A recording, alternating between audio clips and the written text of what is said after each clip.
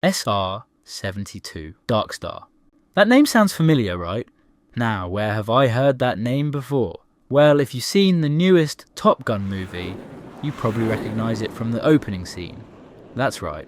In the movie, Pete Maverick Mach, played by Tom Cruise, flies a sleek black jet with the same name as a test pilot for the US Navy. Yup, pretty cool, right? Want to know what else makes it even cooler? Top Gun's Darkstar is heavily based on a currently existing jet, designed by Lockheed Martin. Founded in 1926, Lockheed Martin is now one of the leading corporations in North American aerospace engineering.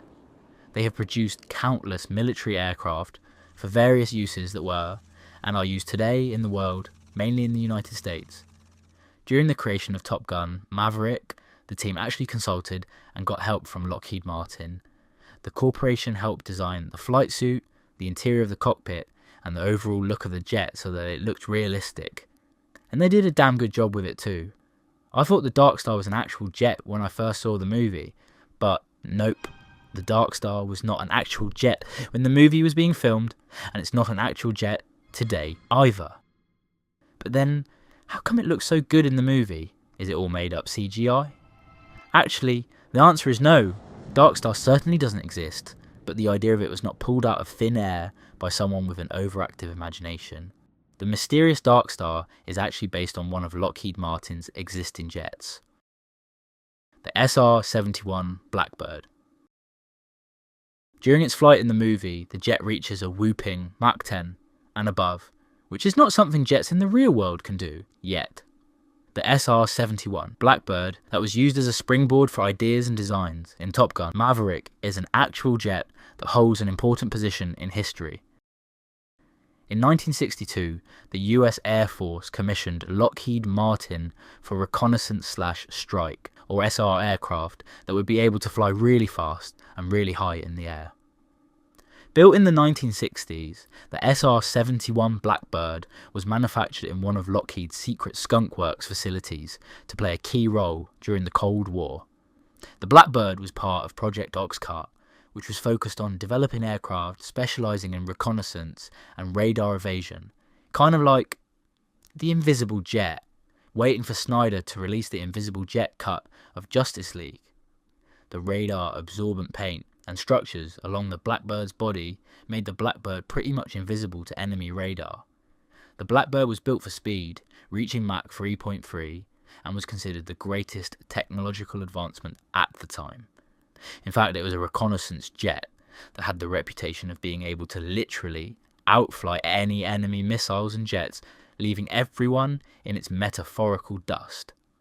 Out of the 32 Blackbirds built, none were lost to enemy action. It was simply just that fast, like the Flash. It operated mostly against the Soviets, but the Blackbird was also used for reconnaissance during the Vietnam War between 1955 to 1975. As the Cold War ended, many of these magnificent jets were grounded and sent to museums.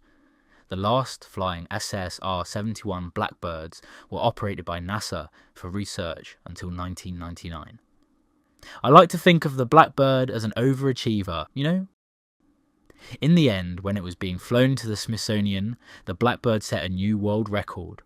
Lieutenant Column Ed Yielding and Lieutenant Column Joseph Vida set a speed record by flying from Los Angeles to Washington in 1 hour, 4 minutes and 20 seconds.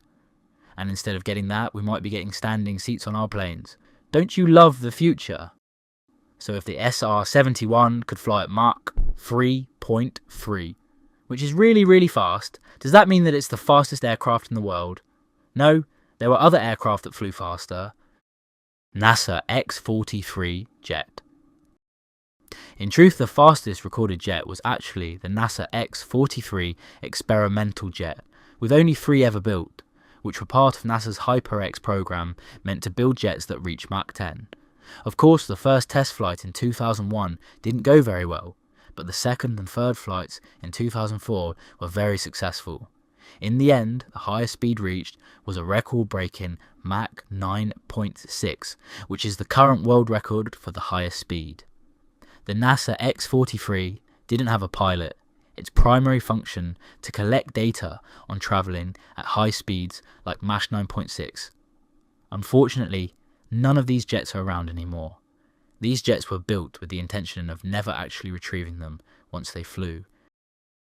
In the end, they crashed the two that survived initial testing into the ocean purposefully. Yeah, and I'm sure that's what the pilots were saying to their bosses. Nah, boss, it was just on purpose. Yeah, I know. It's such a shame, right? We could have had a super duper fast jet, even faster than the Flash. I'm really on a DC kick here, eh? Okay, but if the SR-71 Blackbird is now a museum piece, and the SR-72 Darkstar doesn't exist, what is the top jet of today? MiG-25 Foxbat.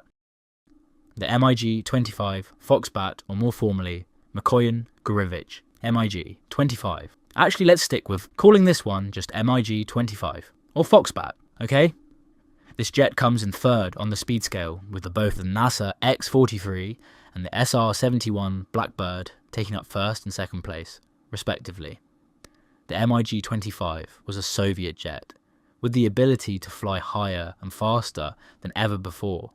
Its creation was actually tied directly with the SR-71 Blackbird, which the Soviets identified as a threat due to its speed performance and aimed to build something that could match it in an aerial fight. And match it, they did. The MiG-25 Foxbat flew at a speed of Mach 2.83. The little Foxbat catching up to the big Blackbird. Did any of them catch the pun? No? My humour is being wasted. The first MiG-25 went into service in 1970 and was a huge hit, and its technology was kept classified from American forces until 1976, when Viktor Belenko, a Soviet pilot, defected to Japan. After that, the MiG-25 appeared as part of the Iraqi Air Force in 1980 during the Iran-Iraq War, and is still used throughout the world today. But in the end, the SR-71 Blackbird still holds the top title for being the fastest piloted jet. No one has been able to take away its title as champion, but that just might be changing soon. SR-72, son of Blackbird. The SR-71. Blackbird's iconic, sleek and black-coated design is set to return in the form of the SR-72, rumoured to go by the name Son of Blackbird. With a name and design like that, it will be one of the best looking jets in history. Just imagine seeing it in the sky. Well, actually you wouldn't see it. It would be flying way too fast, but you'd certainly see it on the ground. Besides, I'm sure other pilots in the air would take pictures for us. Now, you might have noticed, but the SR-71 and its successor, the SR-72, look really similar. Almost identical, which is to be expected. Both jets are built by Lockheed Martin's Skunk works. Officially announced in 2013, simply as the SR-72, the jet was envisioned to be twice as fast as its predecessor. The new jet would have a two-seat cockpit and would have offensive capabilities, something that its predecessor did not have. Lockheed Martin's original plan was to have a prototype flying by the 2020s and have the jet in service by 2030. Now, of course, even the best crafted plans rarely survive till the end. As with many other programs and projects, the creation of the SR-72 was delayed once the COVID-19 pandemic hit the country. Yeah, so it turns out global pandemics really put a speed bump on production. Who knew? But now that the pandemic has passed, production has been starting up again, making a lot of people very happy to hear they might see the infamous SR-72 Darkstar one day.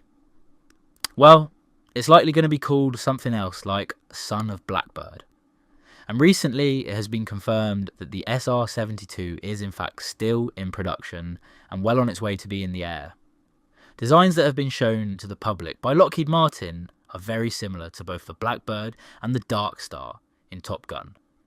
The SR-72 is meant to be a hypersonic aircraft using something Lockheed Martin is calling Turbine-Based Combined Cycle propulsion, or TBCC, with the intention to have the jet fly at the speed of Mach 6. Honestly, I don't know why they left the P out of the abbreviation. Someone should really check in with the names department. We need something more than just letters and numbers coming together like we're reading off license plates. There is a long and very scientific explanation of how this engine type works and why it's great. But all of that technical jargon can be simplified to this. The turbine-based combined cycle propulsion combines two already existing engine concepts, ramjet and scramjet, to achieve the speed they want. Wait, hold on. Ramjet and scramjet? That's the best name they got. Damn, someone was lazy when it came to doing their work again. Ramjet is best suited for flying at Mach 3, while the scramjet is meant to fly safely at Mach 6.